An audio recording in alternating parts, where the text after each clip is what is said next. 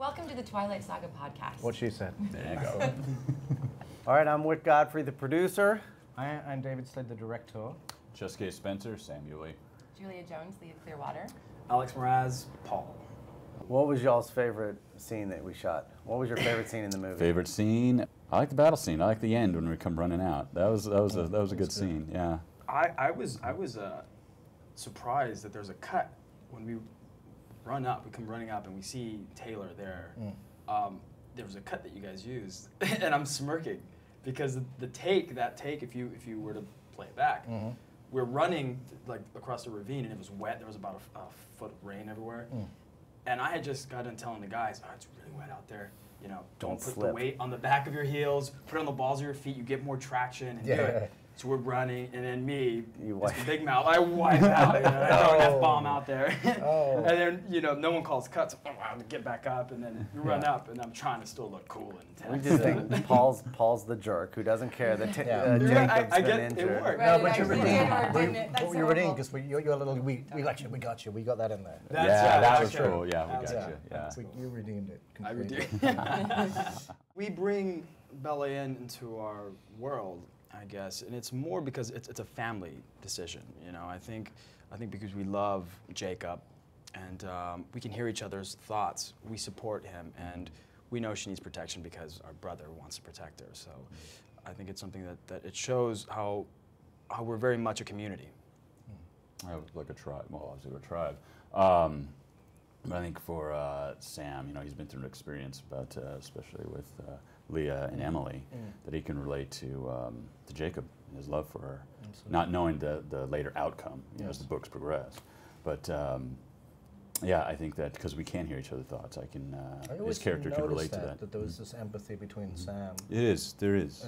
And Jacob, and you brought that. I never directed you to do that. You just did that. Well, I read the books. I just kept watching you do it and going, that's great. Yeah, I mean, when I was reading the books, I was like, don't say anything to him because I did my homework. I definitely did my homework, and I read it, and I thought, Sam is he's a reluctant leader because remember, he's not supposed to be there. No. It's Jacob's supposed to be there. So he's just given this job, and he's sacrificed so much. And so when it comes down to it, when Jacob's going through these things with Bella, he understands the longing love and some choices you have to make, and knowing that also this might not work out. Yes. Yeah. Most likely it won't. But yeah, it was to take on Sam was it was definitely a challenge because as by nature I'm a pretty animated guy, and so when you come to like a leader, you have to really have I know some people in my life who are born leaders. They're very still, they don't have to say much. You take them very serious, and they don't have to raise their voice too much because when you meet someone who's that brings that type of weight, it's you listen to them. So that was kind of a challenge to not do too much. Yes. I'm interested to know too, David, because we never really got a chance to talk very much. But I'm always fascinated by directors and what they have to undergo. And with this film, you're kind of adopted a cast, a pre-existing cast. How was that for you to work with us? It was nothing like I expected it to be. First of all, I did as many one-on-one meetings with actors as I could, and so basically I was listening a lot just to try and absorb as much of the past. All of the things that was liked and not liked about, experience of playing that character before.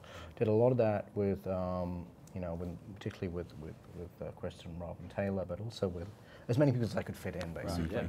So by the time we got to, rehearsals, that pretty much had been absorbed, So, and also these guys never really pressured me to kind of be like, you must shoot it in this way or that way to match the other films. It was just a case, every now and again I get a nudge to say, well, there's this continuity which you have to do. So really, because it was such a vast and epic thing, the book's it's thick, and Melissa's script was brilliantly condensed but still epic. The idea of holding the entire film in my head would have blown my head up. So I was just basically breaking it into tiny pieces and going, and so the whole process was mechanical. It was very emotional and all the rest of it. But the inheritance part wasn't intrusive in any way. I mean, I think I think I tried to take some art down from Bella's wall. Right. I didn't like. I was like, I hate this. And Yeah, we were like, yeah, she could have just changed her. I was thinking, garage sale. We can live She with got rid of that. this. She got rid of that. You know. But you know, I mean, we extended some of the sets. Yeah. You know, but you know, the thing is, you guys all nailed your characters. So it wasn't really. I remember the first time when you all kind of ran away, and we hadn't done a rehearsal or anything. We just did a little block, and you all kind of grabbed. You know, I was like, whoa. Yeah. I was going to ask them to do that. Horse around a little. Yeah, you know, and it was really easy. So no, that was the least of my concerns on the film. No, actually, that was easy.